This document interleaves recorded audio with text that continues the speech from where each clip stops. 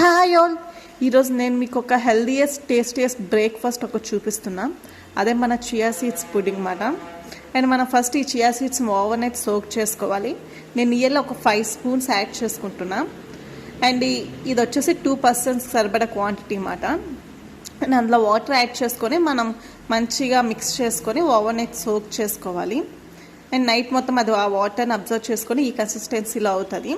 And మనం ఇందులోని milk add చేసుకోవాలి మార్నింగ్ లేచి.